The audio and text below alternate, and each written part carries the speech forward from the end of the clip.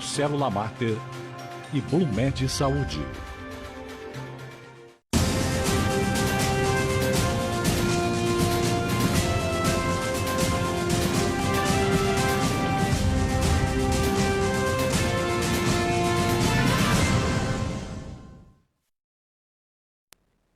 Bom dia, 15 de fevereiro, segunda-feira.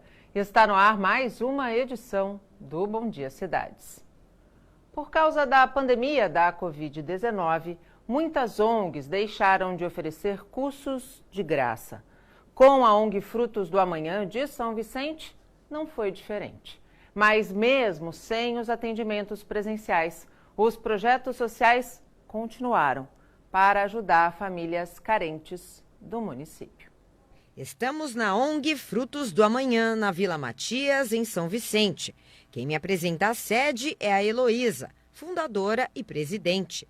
Ela mostra os kits de material escolar que serão doados para mais de 300 alunos de escolas municipais que vivem em comunidades carentes.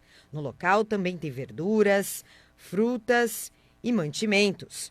As cestas básicas serão entregues para as famílias necessitadas, cerca de 230. Em 10 anos, a ONG já atendeu mais de 7.000 pessoas. Antes da pandemia, nós tínhamos balé, karatê, oficina de geração de renda, que tinha curso de crochê, pintura em tecido e pintura em tela.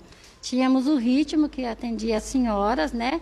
Que tinham tempo ocioso. Nós tínhamos oficina terapêutica, tínhamos oficina de inserção ao mercado de trabalho, o nosso carro-chefe, né, que é o projeto Semente do Saber, que a gente tinha reforço escolar e aula de idiomas, e parou tudo. Então, as crianças que estavam acostumadas 2 vezes por semana, às vezes 3, dependendo de quantas atividades faziam, tinha criança que passava praticamente a semana toda. E ela não está sozinha nessa corrente do bem. A gente aprende muitos valores, as diferenças, a empatia, a reciprocidade, o amor ao próximo, a gratidão, porque é muito fácil falar, eu agradeço.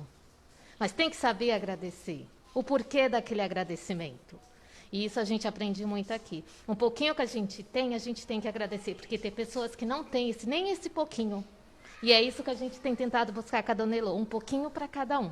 O resultado é o carinho e a gratidão de quem teve a vida mudada para melhor por causa da ONG. Antes de entrar como voluntária, eu fiquei observando, porque aí eu já comecei a fazer pintura em pano de prato, aí meu filho já fez inglês, aí logo apareceu a psicóloga, aí eu fiquei observando, e eu vi que era um trabalho sério. Foi por isso que eu resolvi virar voluntária da ONG, e eu sou voluntária há 2 anos. Eu sou coordenadora da feirinha e sou coordenadora da pintura. Tanto é que agora eu me tornei professora. E para uma mãe, dona de casa, que nunca saiu de casa, e de repente descobrir que você é algo a mais, eu dou graças à ONG. Porque foi através quando eu descobri aqui que eu agora sou o que eu sou. A ONG é um projeto que eu sempre falo, é um projeto que, assim, abraça a todos. Sem credo, sem raça, sem nada. E quando eu digo abraço, é abraçar. Não é aquele abraço que abraça hoje e amanhã solta. Ela tem a cada um dos nossos filhos como a mãe. E é assim que eu vejo a ONG. Eu sou uma mãe conservadora, eu sou uma mãe protetora, mas eu confio na Elô. Porque ela vê os meus filhos, os filhos de todos que participam, como se fosse dela. Por conta da pandemia, os projetos sociais foram suspensos, mas as ações não podem parar. Heloísa sonha em construir neste espaço a oficina de costura. Para isso, ela criou uma vaquinha virtual. As informações estão na página do Instagram. Eu tento manter os projetos o mais transparente possível. Então, o Facebook e o Instagram é como um diário, que nós colocamos tudo que nós estamos fazendo. É o mínimo, né, gente? A gente prestar conta do que está sendo feito e fazer. Porque é bonito colocar uma placa linda, né? Tem uma placa linda, um prédio maravilhoso, mas tem que ter trabalho. Porque tem famílias. E as famílias hoje, gente, infelizmente, elas estão passando fome. ONG Frutos do Amanhã. Educação, respeito e disciplina. Viu qual é a base de tudo? Educação. Quando a gente tem educação, a gente aprende a ter respeito e disciplina. E você que quer ajudar a ONG Frutos do Amanhã ou qualquer outra organização não governamental, quando for pensar em fazer isso, esqueça o celular, não poste foto, faça do coração. E por falar em projeto social, um tatuador aqui da região teve uma atitude animal, no melhor sentido da expressão. Um dia especial para Carmen. Ela foi fazer a primeira tatuagem. Tá ansiosa? Ai, demais. Como é que tá o coração? A 1000. Depois de escolher o lugar e colar o decalque, começa a sessão.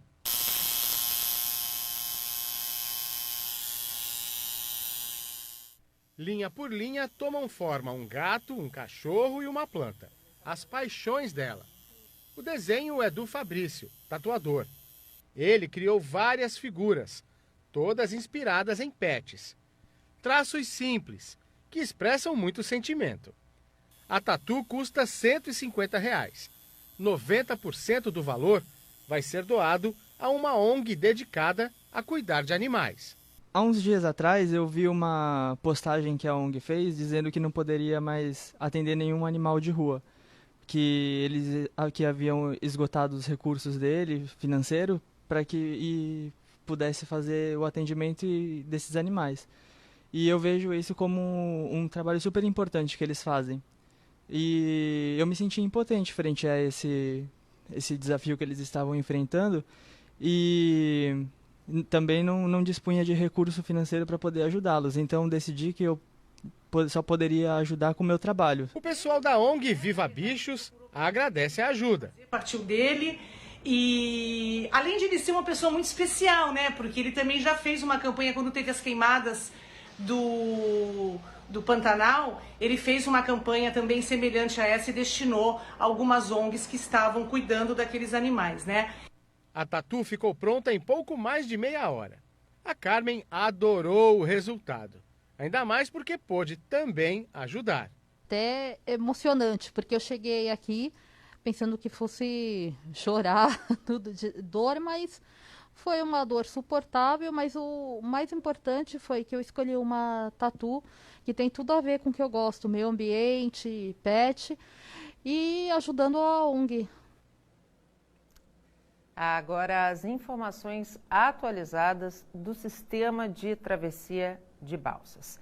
Neste momento, assim que entrar aqui na tela, vou conseguir dizer para vocês quantas balsas estão fazendo a travessia entre Santos e Guarujá. Agora sim, 7 balsas, 15 minutos dos dois lados. A gente vê imagens aqui do Bolsão, né, tanto do lado de Santos quanto do lado do Guarujá, aonde tem apenas veículos realmente esperando para embarcar. Fora do Bolsão, a gente vê que o movimento está bastante tranquilo. Bertioga, Guarujá, uma embarcação, tempo de espera de 30 minutos dos dois lados. Iguape e Jureia, uma embarcação, 30 minutos dos dois lados. Cananéia e Ilha Comprida, uma embarcação também, 30 minutos dos dois lados. A travessia entre Cananéia e Continente, vocês veem aí, não tem embarcação. A obra de recuperação da travessia ainda do Atracadouro ainda não foi concluída, então segue interditada sem previsão de retomada. Indo para o litoral norte, quem precisa fazer a travessia entre São Sebastião e Ilhabela, agora conta com 6 balsas e espera 30 minutos dos dois lados. Vindo aqui para a nossa região, Santos e Vicente de Carvalho tem 12 minutos dos dois lados e 3 barcas à disposição. No sistema Anchieta Imigrantes, o movimento é tranquilo em todas as rodovias. O tempo é bom e a visibilidade também é boa. Os motoristas com destino a São Paulo devem usar as pistas norte da Anchieta e da Imigrantes. Já a descida da Serra é feita pelas pistas sul das duas rodovias. A operação neste momento está normal em 5x5. Quem vai se aposentar ou requerer pensão em 2021 precisa ficar atento. A Previdência anunciou uma série de mudanças que alteram a concessão dos benefícios. Para falar sobre o que mudou e tirar dúvidas, eu converso agora com o advogado Roberto Mohamed. Bom dia, doutor Mohamed. Muito obrigada por nos atender nesta segunda-feira. Bom dia, Nathalie. Doutor Mohamed, o que mudou? Na verdade, está seguindo a regra de transição estabelecida em 2019. A mudança não é que mudou agora, já estava tudo previsto em 2019. Aumentou a idade, por exemplo, a aposentadoria por idade era um objetivo da reforma quando ela foi feita, diminuir a diferença entre homens e mulheres, que a legislação previdenciária sempre determinou, e que era normalmente de 5 anos entre homens e mulheres. Então, a escala de transição para a idade mínima agora, ela está aumentando para as mulheres. A dos homens continua 65 anos, e a das mulheres agora, a partir de 2021, é de 61 anos. Continua o mesmo período de carência de contribuição de 15 anos no mínimo. Doutor, em virtude da pandemia, a gente sabe que muitos atendimentos deixaram de ser feitos pelo INSS mesmo, o Instituto tendo dito que os atendimentos continuavam de maneira remota. Hoje a gente sabe que existe uma fila para você conseguir ter o benefício, né, aprovado, e também uma fila para outros benefícios assistenciais. Quem pretende, né, dar entrada na aposentadoria em 2021, o senhor sugere já dar entrada ou esperar um pouco? Nathalie, a última vez que eu participei do seu programa, nós falamos justamente dessa questão das perícias. De lá para cá, houve um TAC entre um termo de ajustamento de conduta do Ministério Público Federal com o INSS e que, sinceramente, eu não vi mudança nenhuma, porque eles deram 6 meses para que o INSS se adeque. Quer dizer, tem gente aí esperando aposentadoria por invalidez e auxílio acidente que só vai conseguir resolver o seu problema no final agora de 2021 e que fez o pedido lá atrás, no início de 2020. A situação do INSS, na minha opinião, é caótica. Não mexeram na ferida. O que me espanta é que o Ministério Público Federal não se atentou para aquilo que eu disse no programa aquela vez, que bastava que você cumprisse a lei, porque médico tem fé pública, e que qualquer médico habilitado no SUS poderia fazer um atestado e dar um afastamento. Então, quanto a isso, você pode ter certeza que ninguém vai conseguir agendar nada em menos de 6 meses, mesmo quem está pedindo. Eu tenho um caso agora que exemplifica isso. Há 6 meses, nós fizemos no escritório pedido de uma aposentadoria por tempo de contribuição. 6 meses. Já recebemos uma mensagem para entrega de documentos adicionais, já entregamos e até agora ela não foi marcada. Então, continua uma situação caótica em qualquer tipo de modalidade. As pessoas já podem protocolar, porque o que vale é o pedido do agendamento, ou seja, quando você liga, a sua aposentadoria vai ser retroativa. Então, quem já preenche os requisitos para se aposentar, pode fazer o pedido. Esperar alguma mudança benéfica, eu acredito que não vem, só vai ficar pior. Agora, as pessoas não precisam se preocupar se elas forem atendidas daqui a 6 meses e as regras mudaram. O que importa é a data do protocolo. Você vai se aposentar a partir daquele dia em que você, pelo telefone ou pelo site, agendou a entrada do requerimento do pedido. Doutor, quem é beneficiário antigo, não muda nada? Não muda nada. Para quem recebe, não muda nada. Por exemplo, as pensionistas, que foram as mais prejudicadas, porque a pensão era de 100%, desde 1995. A partir de agora, ela voltou ao sistema antigo, anterior a 95, que é 50% mais 10% por dependente, sendo que a viúva é uma dependente. Então, é 60% de pensão, podendo chegar a 100% se ela tiver mais 4 filhos. É 10% por cada dependente. Essa regra é a mais prejudicial. Essa já está valendo e não tem choro nem vela. Mas não prejudica a pensionista que já recebe o benefício. Doutor, compensa você recolher o INSS ou compensa mais dar entrada numa iniciativa privada? Se você se refere, Nathalie, por exemplo, eu recebo muita consulta nesse ponto. Olha, eu tenho um buraco de contribuição de 5 anos ou de 10 anos no INSS. Compensa eu recolher para me aposentar? E a minha resposta é imediata, não. Em primeiro lugar, os cálculos desse período que você vai recolher vão ser feitos como se você tivesse atrasado. Ou seja, eles vão colocar juros e multa em cima de cada mês que você ficar devendo. Se você recolher por um salário mínimo, não vai alterar em nada o valor do seu benefício. E com as regras novas, para você se aposentar, eu não vejo razão para que as pessoas coloquem tanto dinheiro bom em coisa ruim. Então, se aposente com o que der e coloque esse dinheiro numa previdência privada. Não tem dúvida nenhuma. Escolha bem a previdência privada, não faça bobagem de entrar em institutos vagabundos. Você tem que ir nos bancos que são mais sólidos, mas escolha um plano de previdência privada e coloque o dinheiro lá. Ainda é a melhor saída. Se você pagar o INSS, você vai pagar uma fortuna e não vai praticamente mexer no seu benefício. Doutor, quem recolhe, por exemplo, quem é MEI e recolhe aquela taxa todo mês? Quem é optante do Simples e recolhe toda aquela taxa todo mês? Ele já está contribuindo para o INSS ou não? Sim, já está, porque no DAS você tem a parcela de contribuição previdenciária. Então a pessoa não precisa se preocupar em fazer um segundo recolhimento, por exemplo? Não, ela já está fazendo o recolhimento. Inclusive esse recolhimento muda.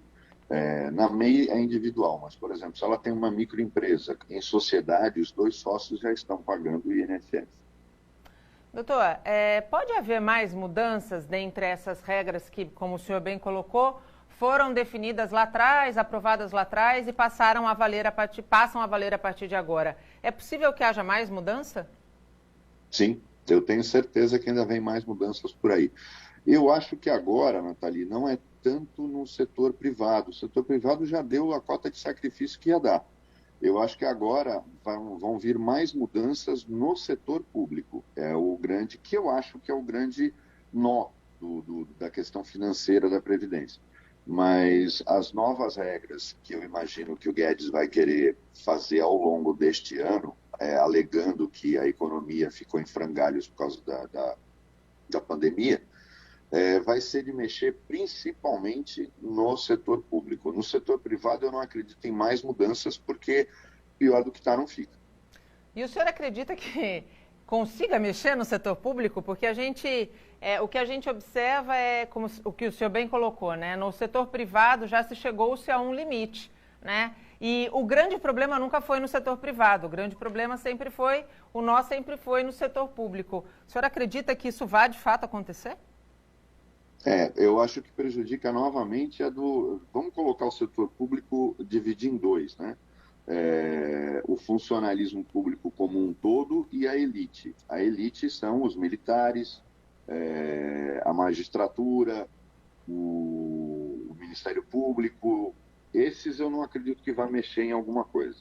Eles têm um regime blindado e o lobby é muito forte e jamais vai se mexer em alguma coisa.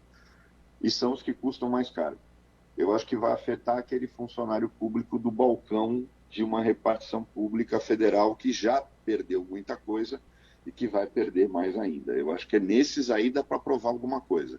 Mexer naquela massa que custa muito caro e que é blindada, realmente você tem razão, não vai mexer em nada. Ou seja, mais uma vez, a nossa pirâmide invertida. Quem mais precisa é aquele que é menos assistido. É isso, né, doutor? Sempre, sempre. A Previdência foi criada como um seguro social. E seguro social, em qualquer país do mundo, tem regras únicas para todos. Quem pode pagar mais vai buscar no setor privado uma complementação de aposentadoria ou uma suplementação de aposentadoria. Agora, no Brasil, criaram uma previdência para o povo e uma previdência para a elite, para os VIPs. E esses nunca vão abrir mão dela. O grande problema do custo do Brasil é justamente esse. Você vê, existe um projeto na Câmara parado que extingue aproximadamente 500 municípios brasileiros que têm menos de 5 mil habitantes e não se sustentam.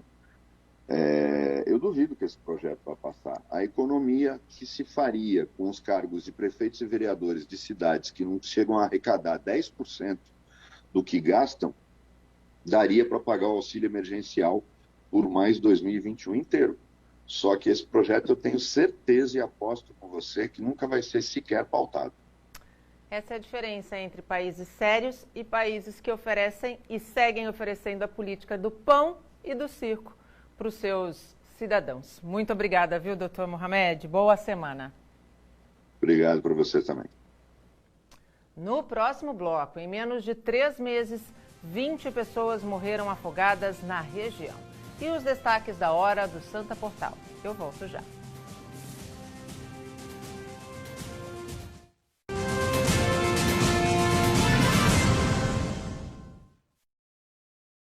Tu sabe que tem coisa que é só nossa, né?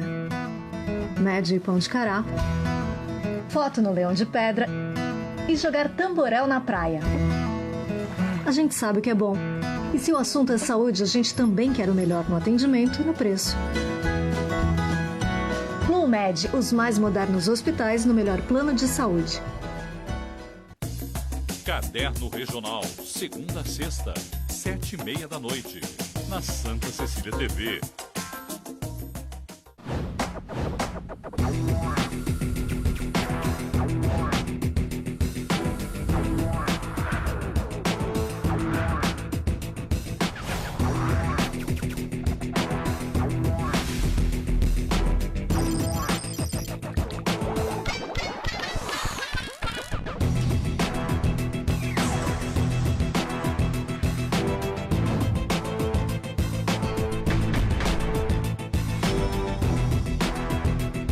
A possibilidade de ser o primeiro traz responsabilidade e novidade. É como a espera do primeiro beijo, a escolha do primeiro carro e a tão sonhada conquista do primeiro apartamento. Residencial One, o endereço certo para uma vida nova. Seja o primeiro, seja One, o residencial que une todas as facilidades do seu dia com praticidade e tecnologia. Faça uma visita. Vendas 981215353. Residencial One, Santa Cecília Empreendimentos Imobiliários. No momento certo, as oportunidades aparecem e você tem que aproveitar. Anuncie na Santa Cecília TV. Ligue 3202-7107.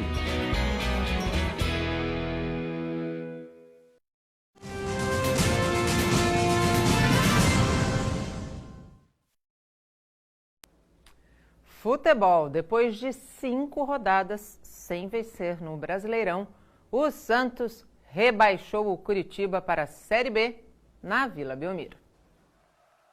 Santos e Curitiba fizeram o jogo das voltas. A volta da vitória e a volta de Marinho. Depois de 2 partidas fora da equipe, o camisa 11 fez mais uma vez a diferença. Abriu o placar com esse belo gol no primeiro tempo. Destaque para o passe de Lucas Braga e a conclusão cheia de técnica de um dos artilheiros do Brasileirão. Marinho marcou o seu 17º gol. No segundo tempo, Marcos Leonardo de cabeça definiu a partida, 2-0. Com a vitória, o Santos chegou aos 50 pontos e segue vivo na disputa por uma vaga na Libertadores. Na próxima rodada, o alvinegro praiano enfrenta o Corinthians, quarta-feira, às 7 da noite, na Vila Belmiro.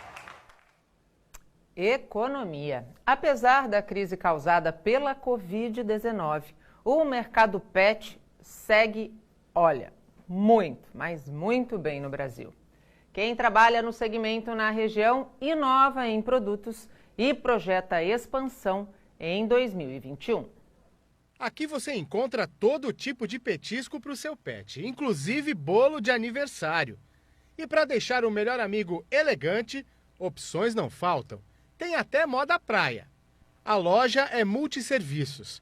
A ideia é ser um espaço para toda a família. A gente queria um conceito diferente, porque hoje em dia o cachorro ele faz parte da família.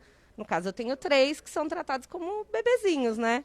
E esse é o conceito da padaria. O negócio começou há pouco mais de 1 ano, para unir paixão e, é claro, faturamento. E deu tão certo que os planos são de crescer. Os negócios vão bem e nós temos planos para expandir em breve. Mais uma loja por aí? Espero. Sim, bem rápido. O Brasil é o 2º maior mercado de produtos pet do mundo. Tem 6,4% do mercado global. Perde apenas para os Estados Unidos, que tem 50%. O setor é responsável por 0,36% do PIB brasileiro, superior, por exemplo, a segmentos como o de utilidades domésticas e automação industrial. Luciana entrou nesse mercado há cerca de 4 anos. Ela é engenheira de alimentos e queria produzir um super biscoito para cães. Sem química, corantes, conservantes e, ao mesmo tempo, com um valor nutricional maior dos que já existem no mercado. Hoje são mais de 30 produtos no cardápio, ou cão-dápio, como ela chama.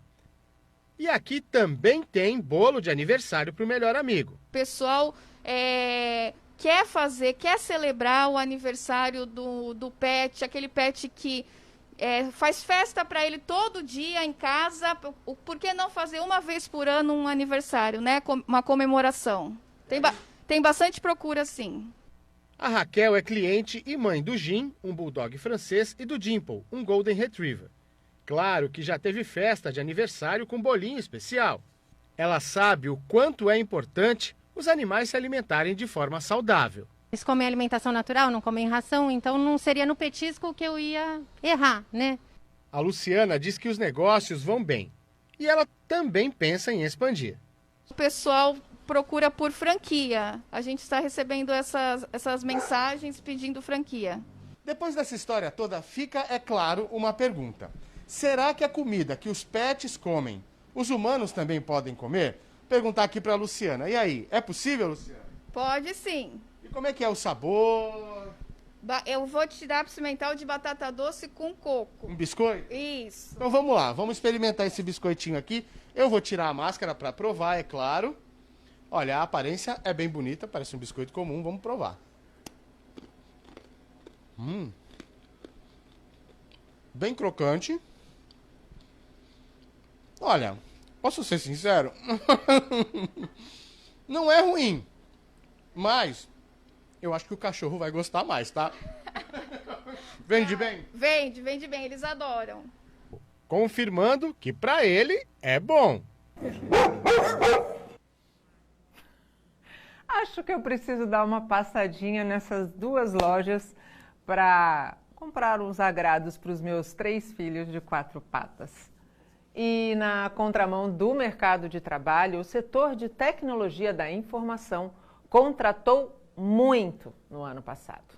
Segundo pesquisa realizada por uma startup, houve um crescimento de 310% em comparação a 2019.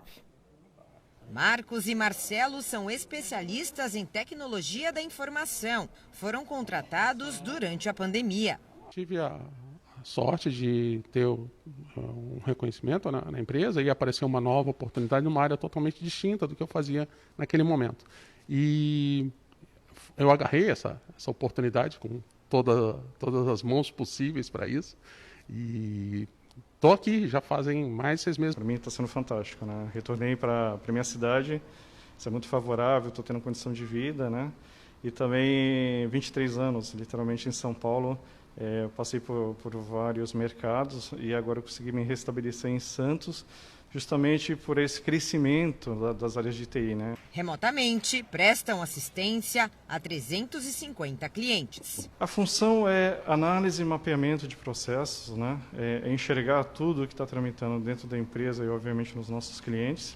Estar acompanhando, cumprir as métricas, fazer as correções necessárias. Contratações e funções impulsionadas pelo trabalho home office adotado pelas empresas por causa da pandemia da Covid-19. No primeiro momento ficou preocupado. Lá, quando veio a pandemia, em torno de março, abril, nós sentimos uma grande retração de mercado.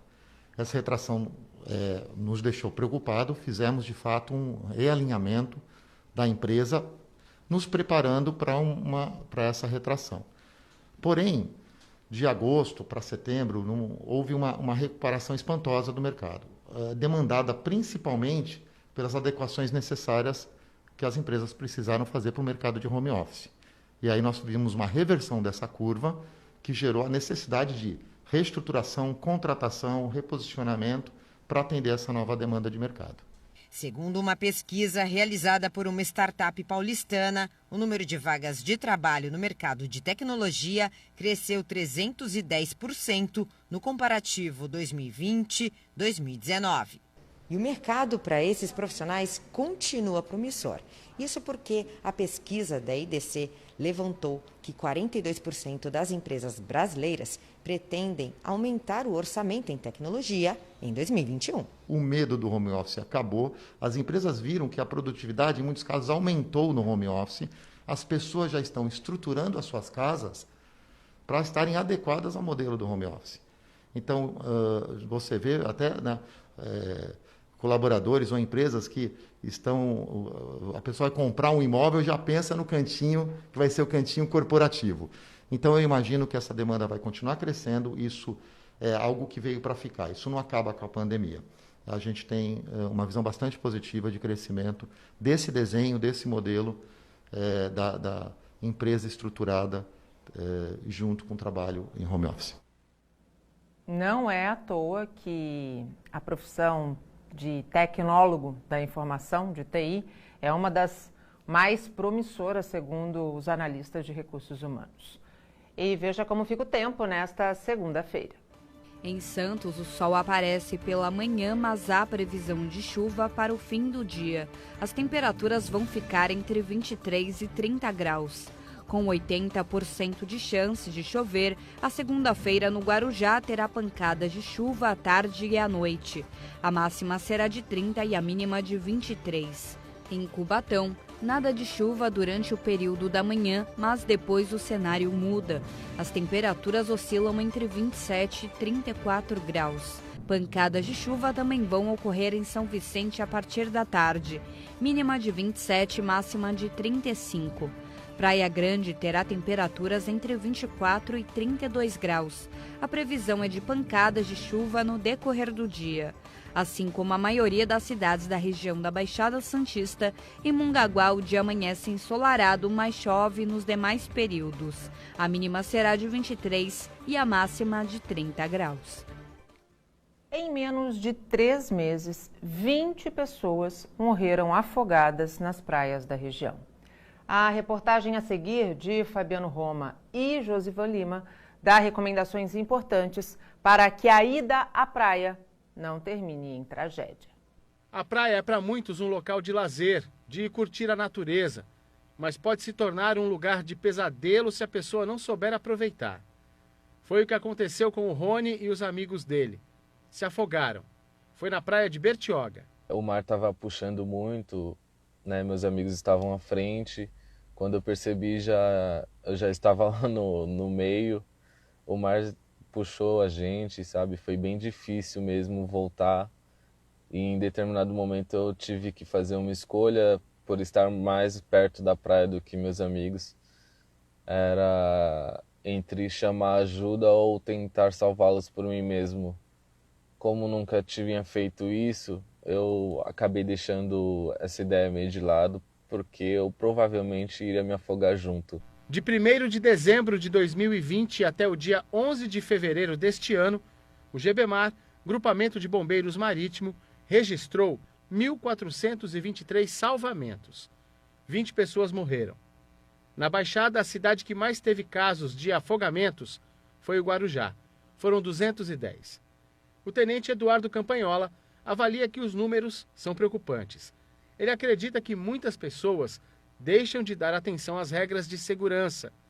E são nesses casos que os acidentes acontecem. E valem as recomendações. Que a pessoa procure uma praia que esteja com a presença do guarda-vidas. Não utilizem bebida alcoólica e entrem no mar. Também é importante que o banhista ele não entre naqueles locais que estão sinalizados com placas de perigo. Então, se você tiver visualizando na praia uma placa de perigo, não entre naquele local, porque com certeza é um local que oferece risco para o banhista. Para o Rony ficou uma lição que ele quer que todos aprendam. Quando entrarem, percebam o mar, sintam o mar, porque é perigoso. Por falta de atenção, eu quase fiquei no mar. E não dá para brincar com a natureza. A natureza sempre vai prevalecer. Sempre. Vai mesmo. E já está aqui comigo o editor-chefe do Santa Portal, Lucas Krempel. Bom dia, Lucas. Falando em salvamento... Bom dia, Nathalie. Não foi só o nosso personagem que, graças a Deus, conseguia ser salvo no mar, né? Teve esse fim de semana também teve um salvamento de um pescador, né, Lucas? Exatamente. Mais um caso aqui na nossa região, né? Em Guarujá também. Ele se enroscou, teve uma fratura exposta na perna. A gente está vendo aí imagens do e, momento assim, do foi salvamento. salvo mesmo, né? Porque com uma fratura exposta no mar. Nossa, não sei como é que conseguiu sobreviver, né? Porque o pessoal do grupamento foi muito rápido nesse atendimento, né? Porque se demorasse um pouco mais, dificilmente ele teria sobrevivido, né? E daí a importância, né, Lucas, do que o guarda-vidas falou na reportagem anterior, que é você estar sempre numa região onde tenham esses anjos do mar, né? Porque são pessoas qualificadas, treinadas, capacitadas, para que no momento de emergência, como foi esse caso, possam agir o mais rápido possível para a preservação da vida. Sem dúvida alguma.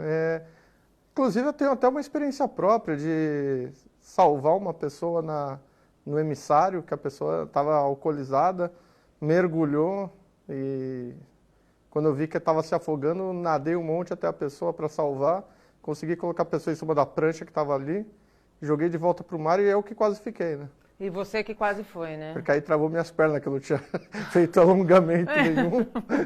Então... Por isso que é importante, assim, né? Nesse caso, você foi tentar ajudar e isso acontece muito, né, Lucas? A pessoa que vai ajudar. As pessoas estão na praia e vem alguém se afogando, é o ímpeto, é você ir para tentar salvar a vida daquela pessoa. No entanto, não há, muitas vezes, o preparo adequado, o treinamento adequado para que você faça esse salvamento com segurança. Por isso é importante estar sempre num local onde haja a presença dos guarda-vidas. E, assim como no trânsito, bebida e mar também não combinam, Não né? combina. De jeito nenhum. Tem tantos alertas, né?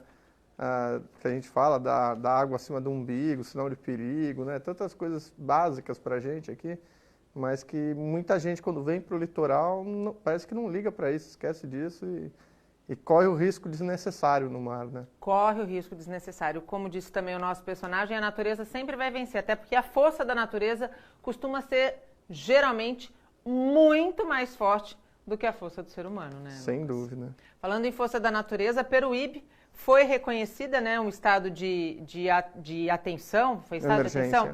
Estado de emergência, perdão, pelo governo federal. Isso significa, por conta daquela chuva horrorosa que teve na região, aquele deslizamento horroroso, isso significa que agora a cidade vai poder contar com verbas, é isso? Isso, vai poder buscar recursos emergenciais para garantir o funcionamento de serviços essenciais, né? Garantir a ordem no município, né? Que a gente vê pelas imagens, o Peruíbe ficou com um buraco no meio da... foram 5 grandes erosões, né? No dia da chuvarada, do temporal, uma delas. Sim. Teve a região central, né? A orla da praia, teve inclusive uma das erosões na principal avenida da praia, né? Então, agora com esse reconhecimento do governo federal, Peruíbe passa a ser um dos 8 municípios de 5 estados brasileiros que pode ter acesso a esses recursos, né, emergenciais. Lembrando, né, que aqui a nossa região, até que as águas de março fechem o verão, né, chove e chove muito. Aliás, o início do fim de semana foi de uma sexta-feira terrível. E a gente vai ficar em alerta, né? A gente fica em alerta até, como você disse, o final de março, né? Até março a gente está naquele alerta constante, porque qualquer chuva aqui é complicado. Agora, falando da água boa, a água das piscinas aqui da Unisanta, teve treino no fim de semana de olho em Tóquio, é isso? Sim. 4 nadadores aqui da equipe do Santa, né? Treinando de olho nas Olimpíadas. Eles têm boas chances de representar o Brasil no Japão. Vou até citar o nome deles aqui, eu marquei na colinha. André Calvello, Nicolas Santos, Léo de Deus e Vitor Colonese. É o Quarteto Fantástico. É o Quarteto Fantástico. Então, eles treinaram forte agora no final de semana aqui nas nossas instalações e estão confiantes, né? O Colonese recentemente recebeu a medalha aqui, né? Isso, exatamente. A gente tem uma turma boa aí para representar o Brasil. Agora, você acredita que a Olimpíada de fato aconteça em 2021? Eu acho bem Saíram complicado. algumas notícias ao longo do fim de semana de que por conta aí da pandemia e da falta de vacinação em massa, né, a Olimpíada poderia estar novamente ameaçada? Eu acredito que sim, até porque semana passada o Senado votou contra a vacinação dos atletas brasileiros que vão para Tóquio. Então, a partir do momento que você tem regras em cada país que proíbem a entrada de pessoas que não estão vacinadas, como é que o Brasil vai ter seus representantes no Japão se o Senado já votou, e eu não vou entrar no mérito se está certo ou não, é só uma informação que eles não vão poder ser vacinados. Então, eu não sei, fica meio difícil acreditar que a gente vai ter Olimpíadas. E grande parte, se a gente for pensar no Plano Nacional de Vacinação, grande parte desses atletas está ali para o fim desse plano de vacinação, né? Antes, exatamente. Muitos outros grupos vão ser vacinados. Exatamente. Se você pensar numa delegação numerosa, né? Daria para fazer isso, mas não está na programação ali, então não sei, eu acho muito difícil. Pode até ser que tenha os Jogos Olímpicos, não sei se o Brasil vai estar lá.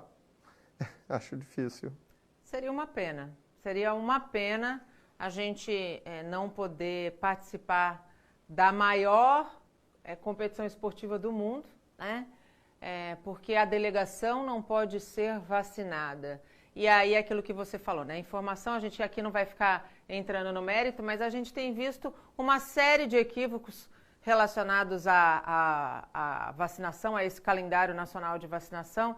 Quando é para ser alguma coisa que promova o país, né?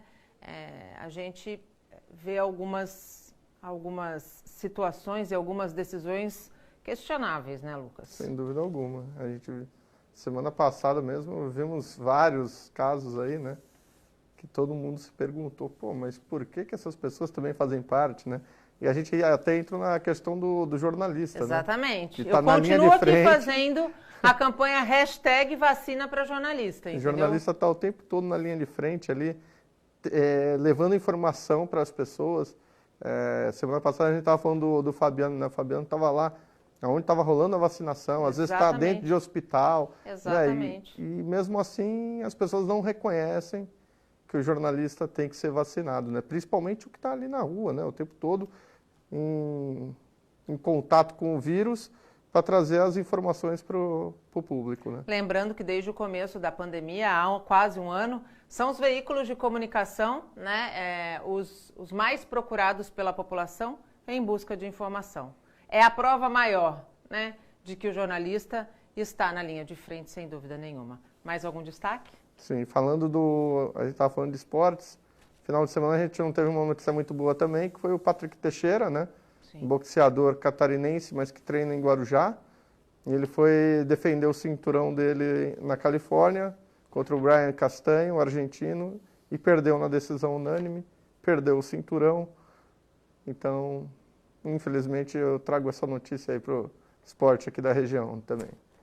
Mas é só uma derrota, né? O esporte é feito disso, de vitórias e derrotas. Certamente ficou um aprendizado. Juliana está dizendo aqui no meu ponto, preciso encerrar. Podemos encerrar? Pode, né? Eu ia falar mais um monte de coisa aqui, mas deixa.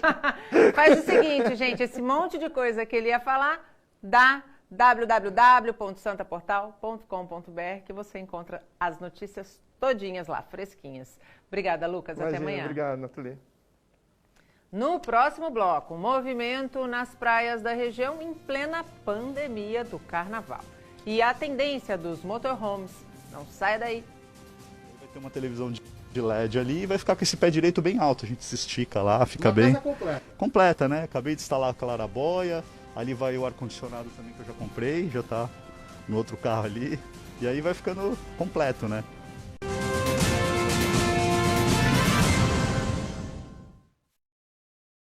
Muita gente acha que 2020 simplesmente não existiu. Mas aqui no Célula Mater, o ano foi um dos mais intensos. A gente precisou entender o momento para se adaptar, transformar, evoluir. Tudo novo com o objetivo de sempre preservar a vida. E pode escrever, para 2021, a nossa dedicação só não será maior do que a certeza de continuarmos ao seu lado. Uma nova dimensão. Segunda a sábado, 9 da manhã, na Santa Cecília TV. Equipe Lock, locação de equipamentos para construção civil. Equipe especializada em manutenção e assistência técnica. Linha completa de produtos com os maiores estoques do litoral. Garantia, tranquilidade e eficiência em suas obras. Sempre com novas tecnologias para atender o mercado com economia, agilidade e segurança. Ligue 32243100 ou acesse equipelock.com.br. Equipe Lock. Qualidade é proporcionar satisfação aos nossos clientes. Agora, Santa Cecília TV te acompanha em qualquer lugar que você estiver. Santa Cecília Aplicativo. Toda a programação ao vivo da Santa Cecília TV e você ainda pode acompanhar as notícias do Santa Portal e ouvir a 107,7 Santa Cecília FM. Baixe agora mesmo na Play Store do seu smartphone e leve a Santa Cecília para qualquer lugar do mundo. Santa Cecília Aplicativo. Toda qualidade e tradição agora em suas mãos.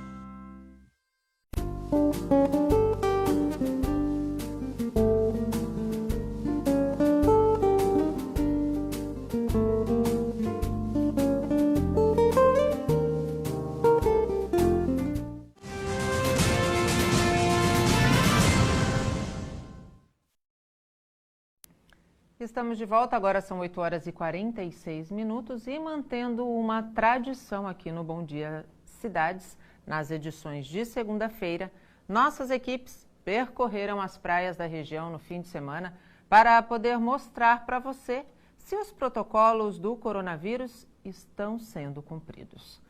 Nesse carnaval, a exemplo do que já vem acontecendo, pouca gente usou máscara. O que fica mesmo é essa incômoda sensação de fazer papel de palhaça sem fantasia. Dessa vez estivemos em Santos, Guarujá e Bertioga. Em comum, só o clima ensolarado e aquela energia de bem-estar comum de praia. No futevôlei, na corrida, no celular. Máscara que é bom, nada. Pouca gente usava o acessório no calçadão. Em pontos estratégicos em cidades como Santos, Guarujá e São Vicente, barreiras sanitárias foram montadas. O objetivo era evitar a entrada de ônibus e vans de turismo vindas de outras cidades. Mais de 225 mil veículos desceram a serra. Em Santos, as barreiras sanitárias mandaram voltar para trás 13 vans e um ônibus de turismo. Em São Vicente, mais de 400 veículos foram abordados. As barreiras permanecem hoje e amanhã nos municípios. Melhor eu não fazer nenhum tipo de comentário, porque eu estaria chovendo no molhado. Eu apenas lamento e peço para que todos que nos assistem façam uma conta. Hoje é dia 15. Daqui 15 dias, no dia 2 de março, porque fevereiro vai até 28, vamos vivenciar mais uma vez um crescimento no número de casos. Se tivermos, além do crescimento do número de casos, crescimento no número de mortes, podemos claramente, pelas características do Plano São Paulo de gestão da crise da Covid-19, retroceder. E aí, o que vai acontecer? Mais uma vez, o comércio vai ser impactado, mais uma vez, a gente vai ter uma série de problemas na economia. Não adianta a gente seguir com o discurso de que espera que as pessoas tenham bom senso. É verdade que se em comparação com o carnaval do ano passado, menos pessoas desceram a serra.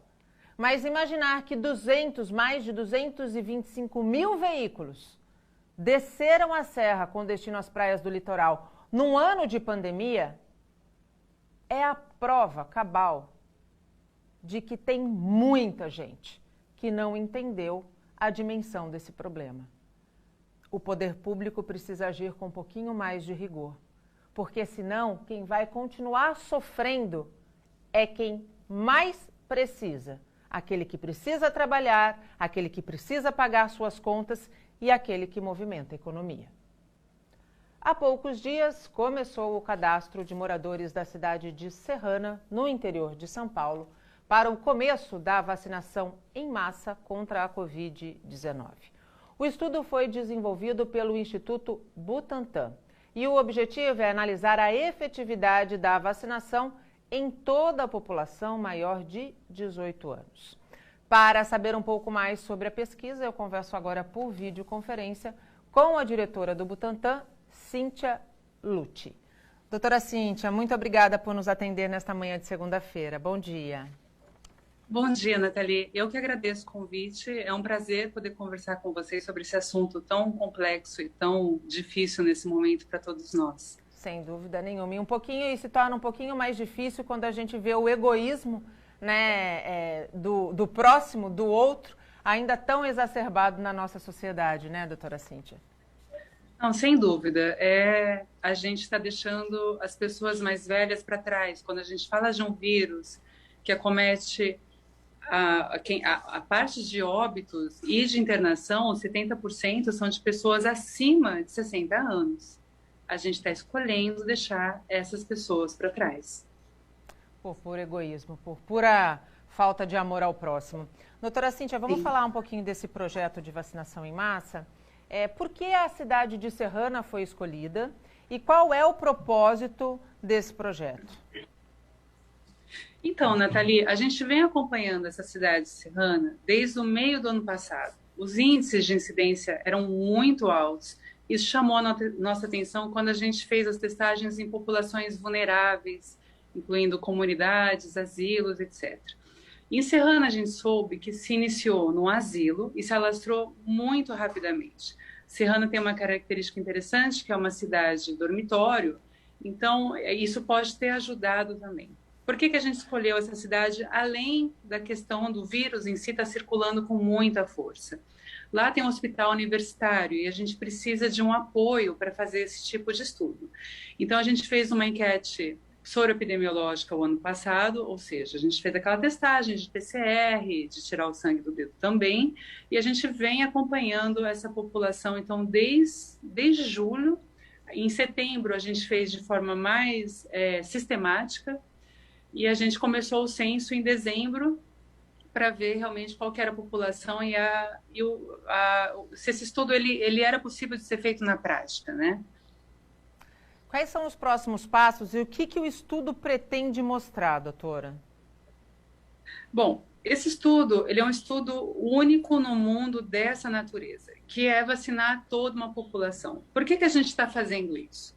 Tem umas perguntas que ainda não foram respondidas com nenhuma vacina. Então, a nossa vacina, a gente sabe que ela é segura e a gente sabe que ela é eficaz. Mas a gente não sabe qual que é o real impacto de uma vacinação nessa pandemia. Vai frear a pandemia?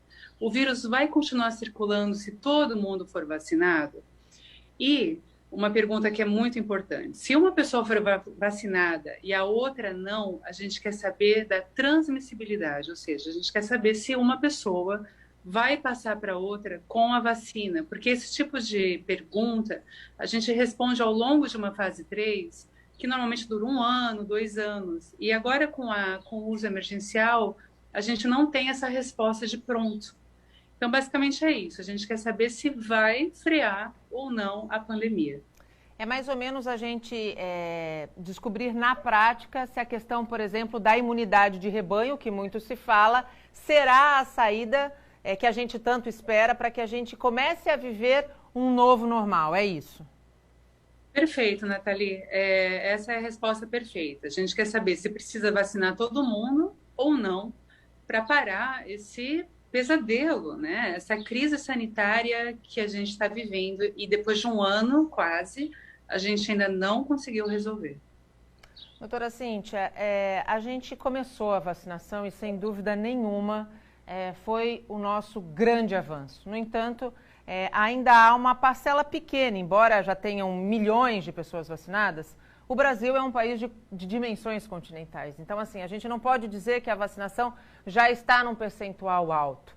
É importante seguir com as regras sanitárias. Uso de máscara, evitar aglomeração, mãos limpas, sempre que possível lavando com sabão e, quando não possível, com álcool gel, não é mesmo? Exato. Na verdade, a gente só começou, tem muito pouca gente vacinada nesse momento. O Butantan entregou 9,8 milhões de doses, mais as 2 milhões de doses da AstraZeneca. A gente está falando de 11 milhões de doses, numa população de 240 milhões de pessoas. As pessoas vulneráveis acima de 60 anos é em torno de 30. Então, a gente tem muito trabalho indo pela frente. O que a gente sabe na ciência, sem dúvida nenhuma, é que essa pandemia ela poderia ser freada com o que a gente chama de medidas não farmacológicas, ou seja, sem vacina. É máscara, distanciamento, lavar as mãos, como você falou. Essa doença, ela passa pelo contato, quando a gente compartilha o mesmo ar, quando a gente se abraça. Por isso a importância do distanciamento e a importância de frear esse vírus. Se eu uso a máscara, já faz um efeito enorme. Se eu peguei, eu não passo para outra pessoa e essa pessoa não vai passar para outra, que não vai passar para outra. Então a máscara, ela é muito, muito eficiente. Ela precisa continuar sendo usada. Mais um pouquinho. Sem dúvida nenhuma, doutora. Muitíssimo obrigada pela sua disponibilidade em nos atender e por esse recado.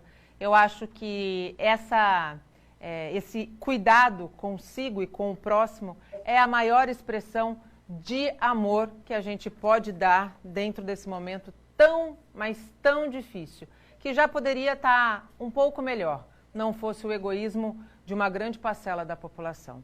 Muito obrigada, viu, doutora? Sem dúvida.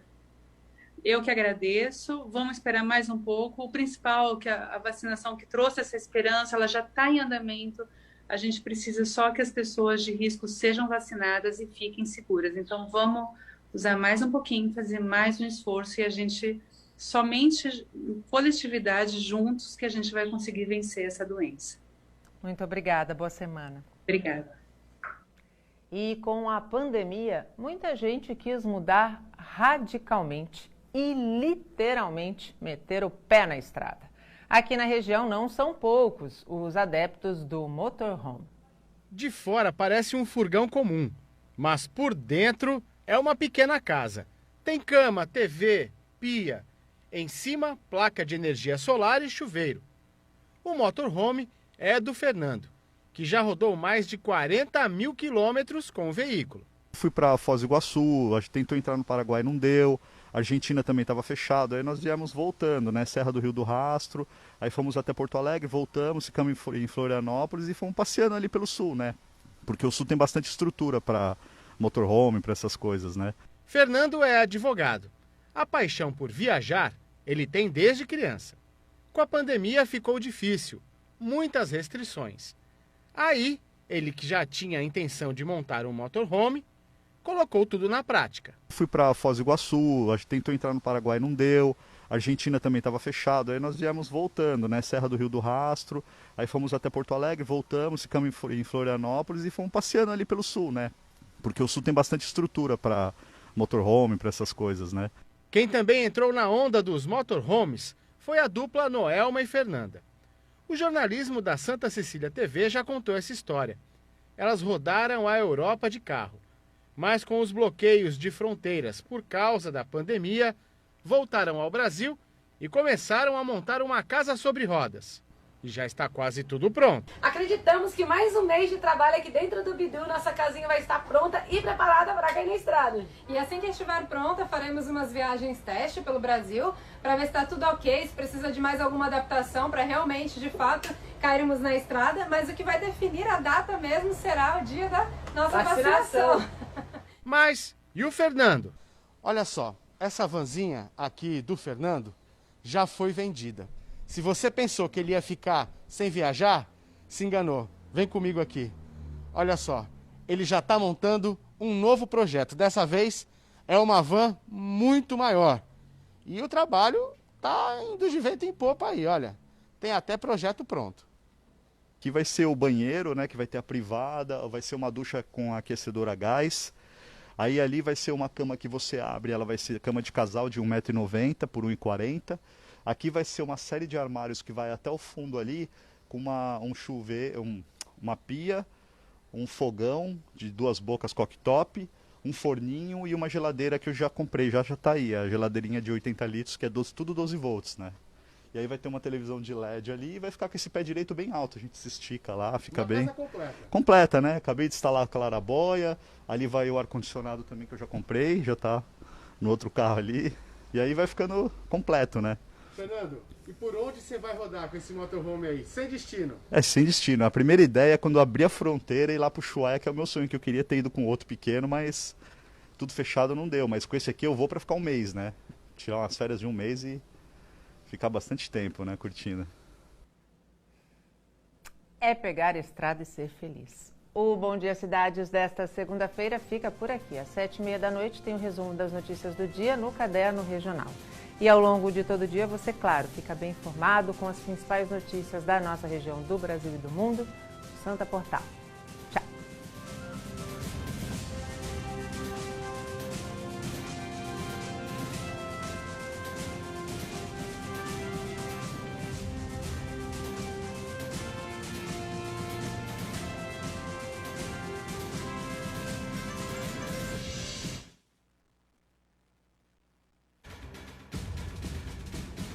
Bom Dia Cidades. Apoio Laboratório Célula Mater e Blumed Saúde.